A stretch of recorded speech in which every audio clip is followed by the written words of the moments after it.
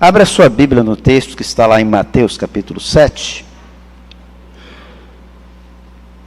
Mateus capítulo 7.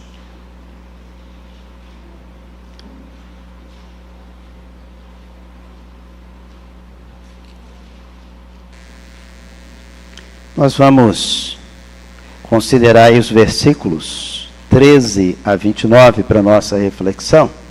Mateus 7, 13 a 29. Entrai pela porta estreita, porque larga é a porta e espaçoso o caminho que conduz à perdição. E muitos são os que entram por ele. E porque estreita é a porta e apertado o caminho que leva à vida, e poucos há que a encontrem. Acautelai-vos, porém, dos falsos profetas, que vêm até vós vestidos como ovelhas, mas interiormente são lobos devoradores. Por seus frutos os conhecereis. Porventura colhem-se uva dos espinheiros, ou figos dos abrolhos? Assim toda árvore boa produz bons frutos, e toda árvore má produz frutos maus. Não pode a árvore boa dar maus frutos, nem a árvore má dar frutos bons. Toda árvore que não dá bom fruto, corta-se e lança-se no fogo. Portanto, pelos seus frutos os conhecereis. Nem todo que me diz Senhor, Senhor, entrará no reino dos céus, mas aquele que faz a vontade de meu Pai que está nos céus. Muitos me dirão naquele dia, Senhor, Senhor, não profetizamos nós em teu nome? E em teu nome não expulsamos demônios? E em teu nome não fizemos muitas maravilhas? E então lhes direi abertamente, nunca vos conheci. Apartai-vos de mim, vós que praticais a iniquidade. Todo aquele, pois, que escuta essas minhas palavras e as pratica, assemelhá-lo-ei ao homem prudente, que edificou a sua casa sobre a rocha.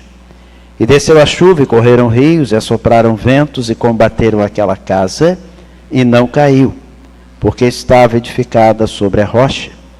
E aquele que ouve estas minhas palavras e as não cumpre, compará-lo-ei ao homem insensato, que edificou a sua casa sobre a areia. E desceu a chuva, e correram rios, e assopraram ventos, e combateram aquela casa, e caiu. E foi grande a sua queda. E aconteceu que, concluindo Jesus este discurso, a multidão se admirou da sua doutrina, porquanto os ensinava como tendo autoridade e não como os escribas. Os dois caminhos. Esse texto faz parte do sermão, chamado Sermão da Montanha, trazido pelo Senhor Jesus, né? Parte do Sermão da Montanha. Deixa eu fazer uma pergunta para as crianças. Primeiro, as crianças pequenas. Se elas não souberem, as crianças grandes podem responder. Como as crianças são muito participativas do culto, eu gosto, né, que elas me ajudem. Né? Quando nós vamos viajar e temos um destino, qual a primeira preocupação que a gente tem? Oi? Passagem, o que mais? Oi? Arrumar mala, o que mais? O que mais, gente? Oi? Destino, o que mais? Está esquentando.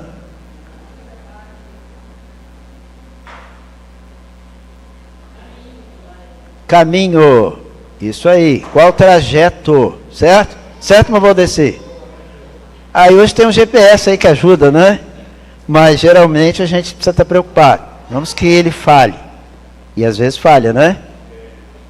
Então eu preciso saber o caminho, o trajeto. O texto, não sei se você prestou atenção, fala em caminho. Não sei se você já teve a curiosidade, já prestou atenção. A Bíblia cita a palavra caminhos várias vezes. Nós vamos ver alguns aqui. Do Gênesis ao Apocalipse, a Bíblia fala em caminho. Por falar nisso, o que é um caminho? O que é um caminho, gente? Estrada, o que mais? Para que serve um caminho? Sim, nos levar a um destino, certo? Amanhã todo mundo tem um caminho a traçar, né? A realizar. O caminho está traçado. Você precisa ir para o serviço, você precisa saber qual é o trajeto. Pastor, tem mais de um caminho, né? Sim, tem mais de um caminho. Só que o texto aqui fala-nos de 2 caminhos.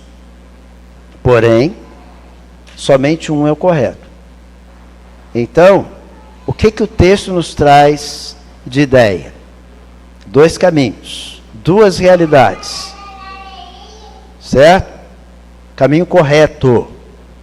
É muito interessante, né? Jesus tinha uns métodos assim de ensinos fantásticos, bem simples, que o povão entendia e que aplicava ao dia a dia, né? Nesse sermão Jesus fala de 2 caminhos. Caminho é acesso, né? Aquilo que você usa para alcançar um destino, para chegar lá. Eu preciso saber que caminho eu vou tomar, né? E eu preciso saber de antemão qual caminho que eu vou tomar. E é isso que Jesus quer dizer. E no verso 13 ele diz assim: entrai pela porta estreita, porque larga é a porta, espaçoso o caminho que conduz à perdição. E muitos são os que entram por ela. E porque estreita é a porta e apertado o caminho que leva à vida. E poucos há que a encontrem. O que é mais fácil? Passar por uma porta larga ou uma porta estreita? A larga. Mas por que Jesus está falando aqui da porta estreita e porta larga? Se porta larga é muito melhor, é porque nós às vezes estamos equivocados. Às vezes o que vai funcionar é porta estreita, não é a larga. Às vezes eu estou na larga, mas estou no lugar errado. Às vezes eu estou na estreita, mas é a estreita que vai funcionar. E Jesus chama a atenção, né, para esse fato. Mas por que, pastor, que Jesus fala que a gente precisa entrar pela porta estreita e não pela larga? Não é muito mais fácil a larga? É mais fácil. Mas por que ele fala em porta estreita? É porque você tem que deixar um bocado de bagagem do lado de fora. Há uma história muito interessante, conta-se que um mendigo bateu a porta de uma mansão, e era um lugar muito frio, coberto de neve, e o mendigo, cheio de trapos e bagagem, mochila, ele bateu a porta e o dono da casa foi atendê-lo. E era muito frio. Ele disse: olha, você pode entrar, mas deixe esses trapos aí fora. Ele disse: não, eu não posso deixar meus trapos aqui. Não, você pode entrar, mas deixe isso aí, depois a hora que você sair você pega. Não, se não for para entrar com meus trapos, eu prefiro ficar aqui. E ele pernoitou ali. Na manhã seguinte, o dono da casa, preocupado, foi procurá-lo, não achou, ele não estava mais lá na porta. E procurando nos arredores, ele foi encontrado morto na friagem com a sua bagagem. Essa história ilustra, né, o que Jesus quer dizer. Há pessoas que querem realmente os benefícios do Senhor, querem a porta larga onde vale tudo, não querem renunciar, não querem deixar os trapos da sua vida, os trapos de pecado, as imundícies da sua vida, para vir para Cristo. Prefere a porta larga porque com a porta larga você pode entrar com tudo que você quiser. E é isso que muitos preferem, né? E Jesus adverte: cuidado com a porta larga onde vale tudo. O caminho do céu é apertado porque exige renúncia. Há um texto muito interessante. Nós falamos que lá do início até o fim da Bíblia você vai ver esse tema recorrente: caminho. Deuteronômio capítulo 30, verso 19.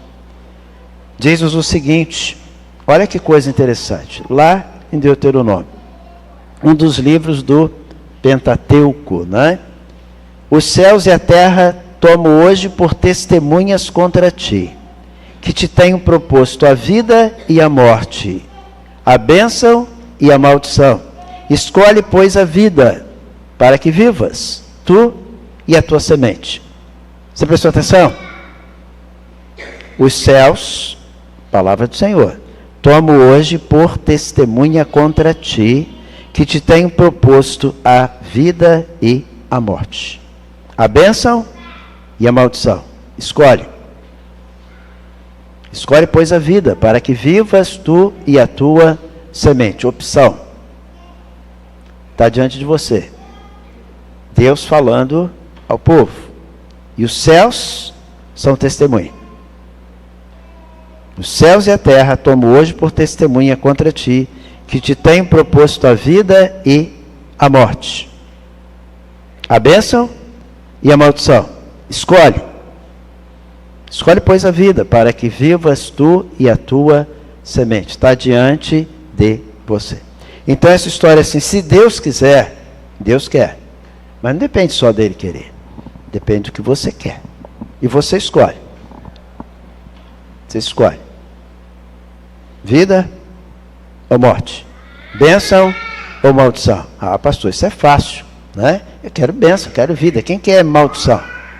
Só que depende dos caminhos que você escolhe, dos caminhos que você trilha, né?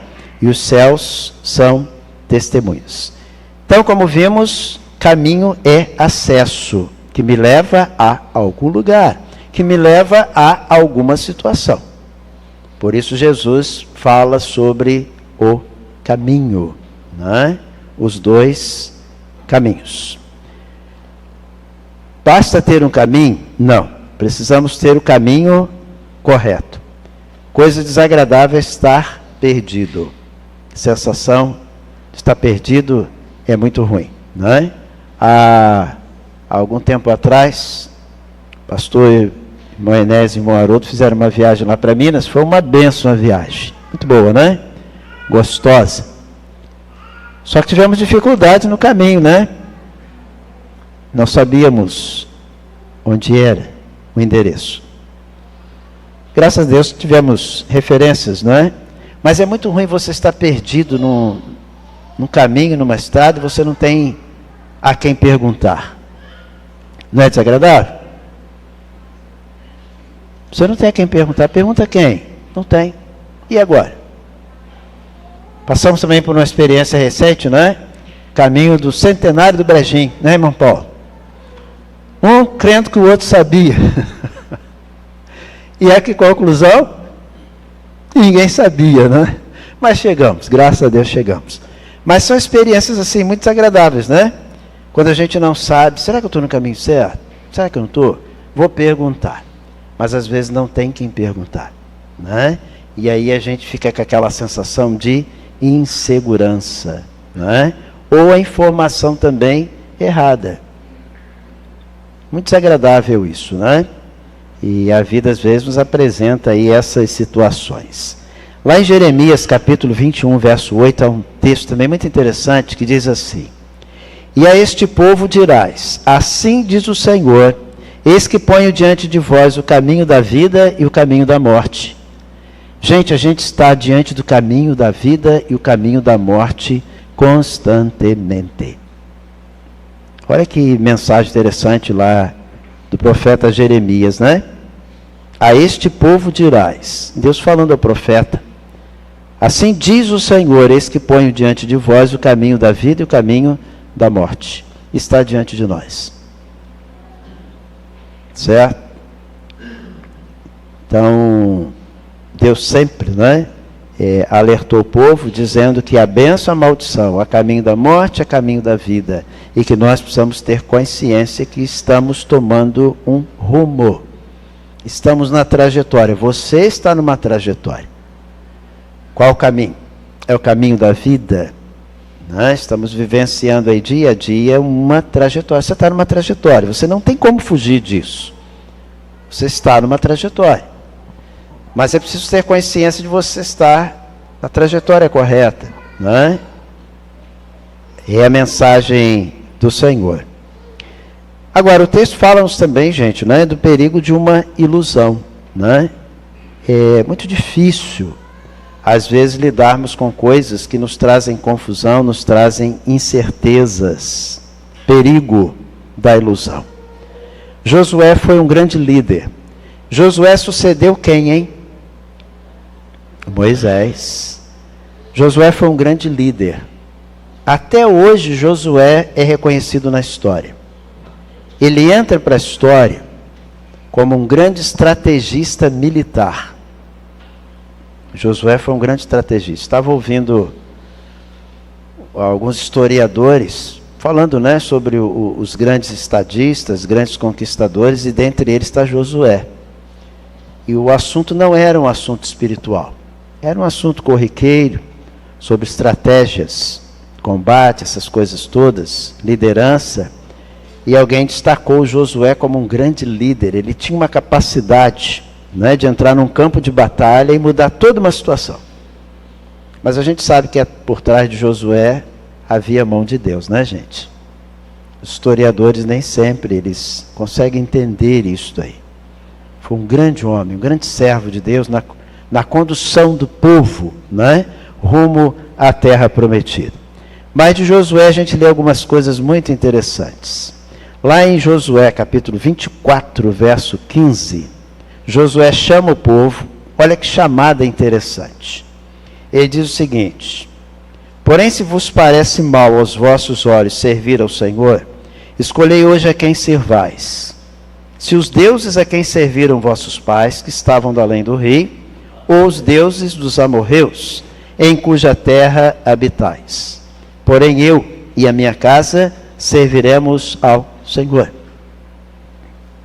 Olha que chamada interessante. A chamada de Josué é para uma tomada de decisão. Por quê? O povo estava querendo dois caminhos ao mesmo tempo. Servir a dois senhores ao mesmo tempo. Aí Josué chama o povo, né, na condução, já quase chegando à terra prometida, ele chama o povo, prestes a cruzar o rio, entrar na terra prometida, ele diz: olha, vocês estão prestes a receber a bênção, a herança do Senhor. Escolham hoje a quem vocês sirvam, vão servir. Por que Josué chama o povo à responsabilidade? Que o povo estava andando por dois caminhos ao mesmo tempo, como se isso fosse possível. O equívoco, a ilusão. Então ele chama a atenção, ele diz: porém, se vos parece mal aos vossos olhos servir ao Senhor, escolhei hoje a quem servais. Se os deuses a quem serviram vossos pais, que estavam do além do rio, ou os deuses dos amorreus, em cuja terra habitais. Porém, eu e a minha casa serviremos ao Senhor. Escolham, decidam, tomem uma decisão, ou uma coisa ou outra. Duas não dá. Você não pode andar em dois caminhos ao mesmo tempo. Escolham a quem vocês vão servir. Certo? Outro texto muito interessante, que é uma chamada também, está no primeiro livro dos Reis, capítulo 18, 21, que diz assim: então Elias se chegou a todo o povo e disse: até quando cocheareis entre dois pensamentos? Se o Senhor é Deus, segui-o. E se Baal, segui-o. Porém o povo lhe não respondeu nada. Esses dois textos chamam-nos a atenção. Era um momento de decisão. Por quê? O povo estava desejando caminhar por dois caminhos. Lá no Josué, é uma coisa muito interessante, Josué diz assim: olha, escolham. Agora, independente do que vocês vão escolher, eu e a minha casa já tomamos uma decisão. Coisa boa, né? Eu e a minha casa. Ele não disse eu, ele disse eu e a minha casa. Eu e a minha família, eu e os meus. Serviremos ao Senhor. Vocês escolham. E agora, o texto, né? Nós conhecemos aí a narrativa de confronto, né, de Elias. Elias diz o seguinte: se o Senhor é Deus, por que vocês não o seguem? Se é Baal, por que vocês não seguem a Baal? Escolham. Os dois não dá. E a gente conhece a história do confronto, muito interessante, quando os profetas, né, de Baal são desafiados a que Baal respondesse à oração deles, e não houve resposta. Elias, então, quando ora, Deus clama, Deus ouve a oração de Elias e manda fogo. Né? Coisa interessante, lindíssimas histórias bíblicas. Ouviram aí, meninos e meninas? Antigo Testamento tem histórias belíssimas. Leiam. Não é? São relatos interessantíssimos. Então, Elias chama a atenção do povo. Escolham hoje. Irmãos, o que a palavra de Deus nos ensina com esses textos? Que precisamos tomar uma decisão. Não sei se você prestou atenção, aí no capítulo 7 de Mateus, Jesus fala uma coisa muito interessante aí no texto, né? Ele fala da responsabilidade que nós temos, e no capítulo, do versículo 21 a 23, ele diz assim: nem todo que me diz Senhor, Senhor entrará no reino dos céus, mas aquele que faz a vontade de meu Pai que está nos céus. Muitos me dirão naquele dia, Senhor, Senhor, não profetizamos nós em teu nome, e em teu nome não expulsamos demônios, e em teu nome não fizemos muitas maravilhas. Então lhes direi abertamente, nunca vos conheci.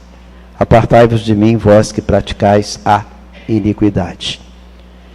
Pegue esses textos lá do Antigo Testamento, venha para o contexto aqui do Sermão do Monte. O que Jesus está ensinando? Nem todo que me diz Senhor, Senhor vai entrar no reino dos céus. O que Jesus está querendo ensinar? Nem todo mundo que está dentro das igrejas é convertido. Nem todo membro de igreja é convertido. Esses dias eu estava conversando com uma pessoa, e eu converso com pessoas crentes, não crentes, desviados, e esses dias alguém estava comentando comigo sobre a decepção que ele tem tido com membros de igreja, inclusive gente de liderança. Ele me dizia, pastor, dói, ele falou, dói. Ver pessoas de liderança que estão lá na igreja, trazem palavras lindas, mas a vida fora de lá é terrível, é horrível, é uma decepção. Foi o que eu ouvi daquela pessoa. E a gente percebia que ele estava realmente decepcionado. E há muita gente assim. E nós estamos convivendo na época daquilo que Jesus falou sobre os escândalos que haveriam. Não é? E não é de admirar que de vez em quando a gente ouve, mas é por isso que eu não estou na igreja. Porque o dia que eu assumir um compromisso com Deus, eu vou assumir para valer. Por isso que eu prefiro não assumir, prefiro estar lá. Também não é solução. Porque, na verdade, diante de Deus, cada um vai dar conta de si mesmo a Deus. Quem está no rol de membros, deixando a desejar, dando escândalos, ele vai dar contas a Deus. Não sei se você lembra uma história muito interessante lá na Bíblia sobre joio e trigo. Era comum na antiguidade, pessoas às vezes por ressentimento, mágoas, semear joio no meio do trigo das pessoas para confundir mesmo, para atrapalhar a colheita. E há uma narrativa bíblica muito interessante, que os empregados de um determinado senhor, vendo que estava brotando joio no meio do trigo, procura o dono do campo e diz, Senhor, nós estamos vendo que há joio no meio do trigo, o senhor quer que arranque? Ele disse, não, deixa quieto, deixa florescer, ainda não é o tempo. No momento certo a gente vai perceber o que é o quê. O que essa parábola nos ensina? Tem joio no meio do trigo. Não cabe a nós julgar, mas o que o texto nos alerta? Nem todo mundo que está dentro das igrejas aí falando Senhor, Senhor, é convertido, é transformado. Mas por que isso acontece, pastor? Há alguns fatores. Às vezes ilusão, certo?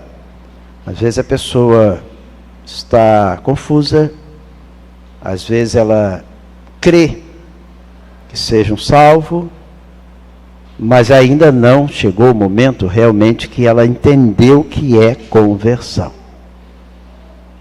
Acontece? Acontece. Nós não podemos julgar, não cabe a nós julgar quem é, quem não é. Certo? Não podemos julgar quem é convertido, quem não é. A gente crê na palavra. Só Deus sabe. Mas o que o texto quer dizer é que há muita gente dentro das igrejas que não é convertido.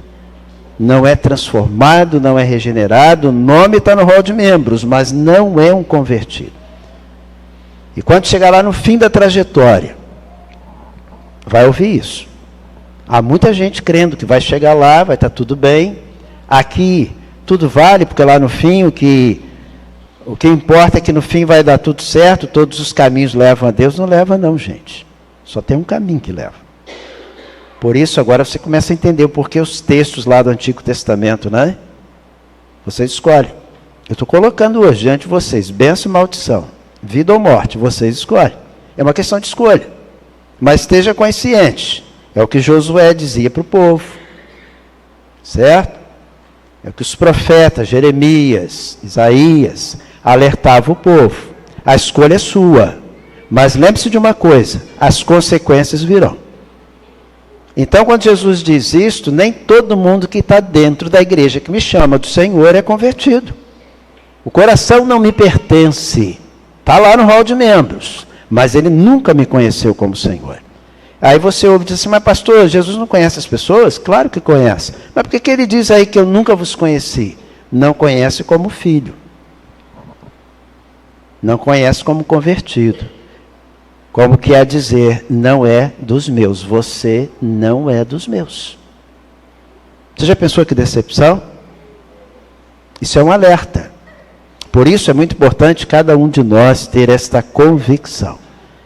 Como vamos chegar no fim da trajetória, do nosso caminho, como será esta chegada? Deixa eu perguntar aí às crianças pequenas, depois, se não souberem, as crianças grandes. Como é que eu sei que eu estava no caminho certo?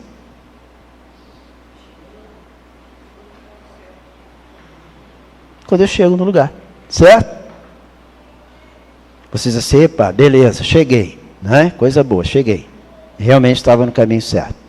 Mas quando você não chega no caminho certo, você descobre que você está rodando em círculos e não chegou a lugar algum. Certo? A convicção de que eu cheguei no meu destino. Eu estava no caminho certo. E muita gente vai ter uma decepção. Pensou que estava no caminho certo e não estava. Pensou que seu nome no hall de membros seria suficiente para chegar lá, ouvir um bem-vindo do Senhor. Triste isso, né? Nem todo que me diz Senhor, Senhor entrará no reino dos céus, mas aquele que faz a vontade de meu Pai que está nos céus. Muitos me dirão naquele dia, Senhor, Senhor, não profetizamos nós em teu nome? E em teu nome não expulsamos demônios? E em teu nome não fizemos muitas maravilhas? E então lhes direi abertamente, nunca vos conheci. Apartai-vos de mim, vós que praticais a iniquidade. Você prestou atenção no que Jesus vai dizer? Apartai-vos de mim, vós que praticais a iniquidade. Seu nome estava lá no rol de membros, mas você vivia uma vida de iniquidade. Você nunca me pertenceu de fato. Triste ter que ouvir isso, né, gente? Palavras do Senhor Jesus. Agora, verso 24, diz assim, todo aquele, pois, que escuta essas minhas palavras e as pratica, assemelhá-lo-ei ao homem prudente que edificou a sua casa sobre a rocha. E desceu a chuva, e correram rios, e assopraram ventos, e combateram aquela casa, e não caiu, porque estava edificada sobre a rocha. E aquele que ouve estas minhas palavras e as não cumpre, compará-lo-ei ao homem insensato que edificou a sua casa sobre a areia. E desceu a chuva, e correram rios, e assopraram ventos, e combateram aquela casa, e caiu.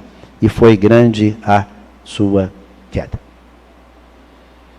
Temos 2 engenheiros civis no auditório nesta noite. O que é mais fácil? Construir uma casa de qualquer maneira ou uma casa com uma base sólida? Não precisa ser engenheiro para responder isso, não é? Dá menos trabalho fazer qualquer coisa. Só que o tempo dirá se aquilo tem firmeza ou não. Certo?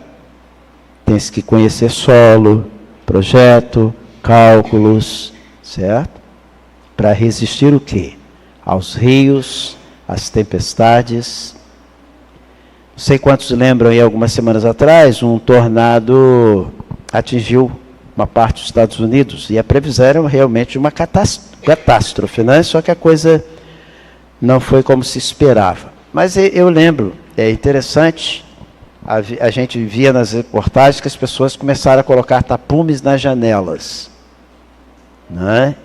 a advertência das autoridades é que abandonassem, mas alguns começaram a reforçar janelas e tal, colocaram tapumes, se prevenindo para a tempestade que viria. Graças a Deus, né?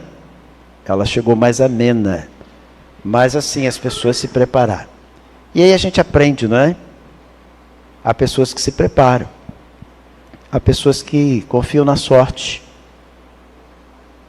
Confiam na sorte. E o texto nos diz, Jesus fala, né, que aquele que ouve e não coloca em prática é aquele que está construindo na areia. E chega o momento do temporal. Chega o vendaval, chegam os rios, chega a tempestade e a casa não resiste, cai. Não cai só para aqui não, gente, cai para lá também. Certo? Hoje pela manhã falamos alguma coisa aí já sobre essa situação lá no além, né? Que não dá para mudar, é irreversível, não há como. Então o tempo de se prevenir é agora, é aqui. Lá vai ser desfecho, lá será sentença. Hoje você tem um advogado, mas se você parte sem advogado, você vai enfrentar um juiz. Se você tem um advogado na sua vida e você entrega o seu coração a esse advogado, você está livre de condenação. Mas vai chegar o momento.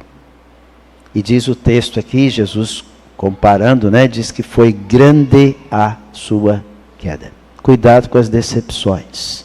Observe. Deus coloca diante de você a bênção e a maldição. Você escolhe. Ah, pastor, eu quero bênção. Então ande na bênção. Viva na bênção. Viva como um crente, viva como um regenerado, viva como um filho de Deus. Seja um filho de Deus. Um convertido de fato, que ame as coisas de Deus, que ame a igreja do Senhor Jesus. Lugar de convertido é com o povo de Deus. Servindo ao Senhor, dando testemunho, amando o Senhor, amando a igreja do Senhor. Então a advertência, né, vem ao longo da história quanto ao caminho. Cuidado com o caminho que você segue. Você está no caminho certo? Tem certeza. De repente o fim da viagem chega. Chega. E você escolhe. Vejam que os textos, né, mostram aí a escolha é sua, não é de Deus. Isso aí cabe a você, não cabe a Deus não. A decisão é sua, você escolhe. Bênção ou maldição, vida ou morte. 2 caminhos, você escolhe. Um é estreito, outro é apertado. Só que a diferença entre os dois é o quê? No início é apertado, depois se abrem bênçãos. O outro é largo, mas lá na frente afunila, fecha. Você vê o momento, mas não vê o final, certo? Um é apertadinho, mas é o caminho da bênção e da vitória. Você abre mão de muita coisa que não agrada ao Senhor, que não edifica, mas lá na frente vem a vida, vem a vitória, vem a conquista. O outro é largo, vale tudo, mas lá no final é tormentos, é morte. A escolha é sua. E você está fazendo hoje a escolha. Não se esqueça disto. Você está escolhendo hoje. Não, pastor, eu ainda não me defini. Você está realmente definido. Há um texto muito interessante, livro de Salmos, não sei quantos conhecem, talvez alguns conheçam esse texto de cabeça. Não são assim os ímpios, mas são como a moinha que o vento espalha. Pelo que os ímpios não subsistirão no juízo, nem os pecadores na congregação dos justos, porque o Senhor conhece o caminho dos justos, mas o caminho dos ímpios perecerá. O que o texto está ensinando? O caminho do ímpio vai chegar lá, na decepção. Vai chegar na amargura. Vai chegar na decepção. Vai chegar na condenação. Caminho do ímpio. Pastor, o que é ímpio? É quem vive fora dos propósitos de Deus. Quem não dá valor à vida espiritual. Este é ímpio. Ímpio é o contrário de pia, vida pia, vida santa, não é? Então, o caminho do ímpio vai desembocar o quê? Na destruição. O caminho do ímpio vai perecer. Certo? Qual caminho que você está seguindo aí? Pense. Avalie. De repente chega o fim. Certo? Para qualquer um de nós. E aí? O seu caminho vai dar aonde? Fim da estrada. Não é? Aí a gente lembra daquele texto, né? Deus falando a alguém que estava muito confiante. Teve uma colheita excelente. Disse, não, agora eu estou tranquilo, né? Tem muitos bens para muitos anos. Vou desfrutar. E aí uma voz fala para ele, louco, esta noite te pedirão a tua alma.